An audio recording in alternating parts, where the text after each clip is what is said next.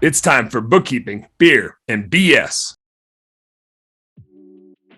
So here's what I want to jump into because I was down at CBF Live. For those that don't know what CBF is, Cleaning Business Fundamentals, Debbie Sardone's home cleaning program. I was down there last week and I got into it with a few folks talking about group interviews. And I've talked about group interviews on the show a little bit and given like some quick tidbits of it. But I like some people had challenges and had tried it, but when you say group interview, like the picture that gets painted isn't what I'm talking about. And so I want to like go kind of step by step through what a great group interview looks like and how to get a result out of doing a group interview, because the end result is just we want to have amazing employees and we want to have more of them, because that's usually the thing that stops our business from growing. If I look at all the businesses that we've ever run, I can hardly, and hundreds of bookkeeping clients, I can hardly point to a situation where their growth was limited by the number of customers they could find in the last decade.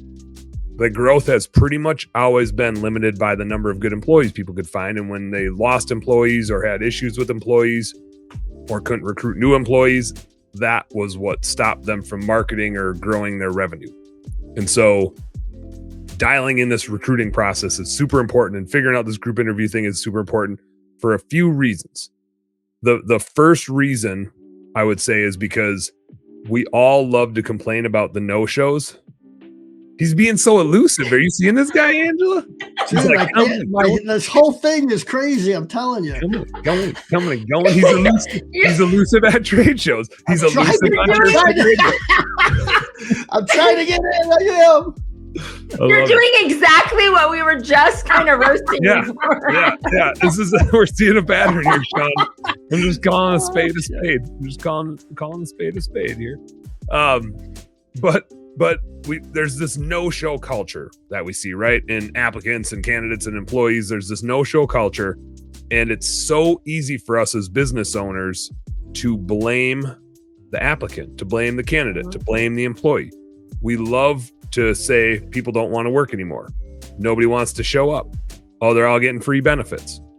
Well, that's like the easy thing to say, but it doesn't actually solve our problem, because that doesn't do us any good. We're pissed and we don't have employees and we still have the same problem, and we have done nothing to solve it besides point a finger and blame somebody. Now, are the no-shows happening? Hell yeah, they're happening.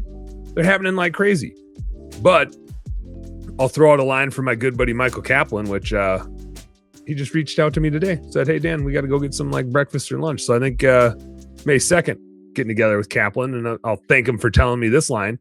And he's told it to me 1,000 times, because every time I start complaining, he's like, Dan, your process is perfectly designed to get you the result that you're getting.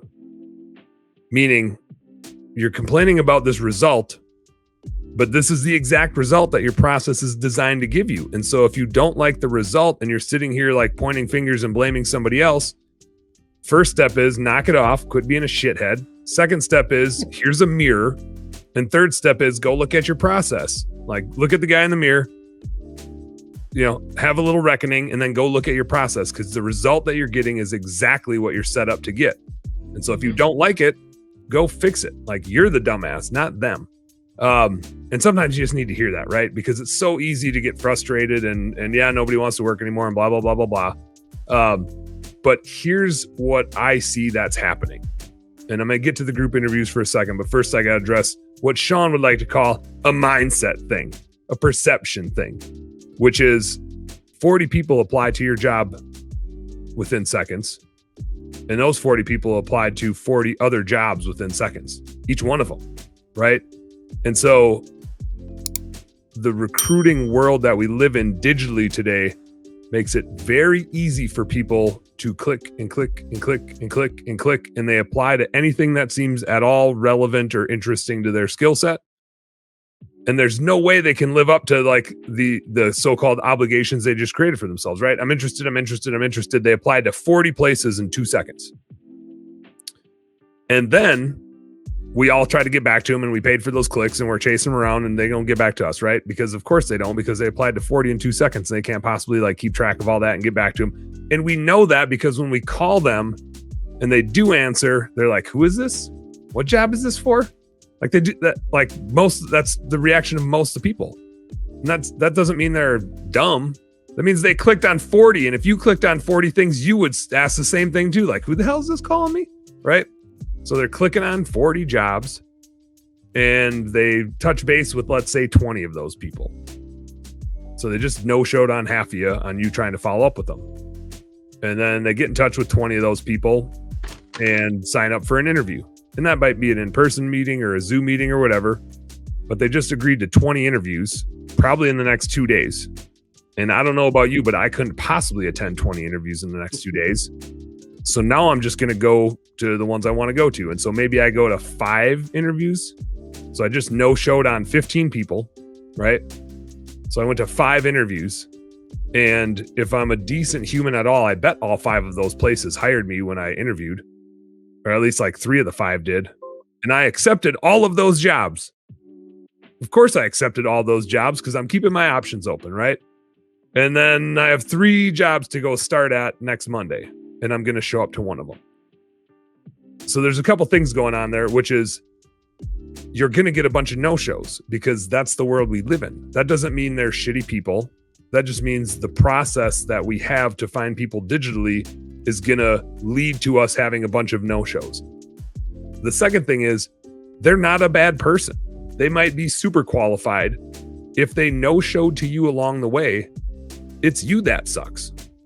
Like it's you that sucks. You weren't relevant, important, sexy enough for them to show up to your thing. You need to be the sexiest girl at the bar because that's all they know about you at that point in time is like, who is the sexiest chick at the bar? That's who's going to get the interview. That's who's going to get the new hire. And so we like to blame them for them not showing up.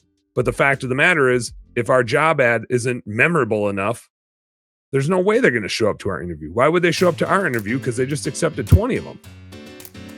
Something about our job ad needs to be the most memorable, or they're going to no-show. Hey, what's up, business nerd? Thank you so much for tuning in. I hope you learned a heck of a lot watching that episode. Do me a favor, subscribe right down here. And if you really like what you saw, you got more goods right here. Check out this one or check out this one and do this. Go subscribe. Appreciate you. Work smarter, work harder, go earn yourself some pride. Catch you on the next one.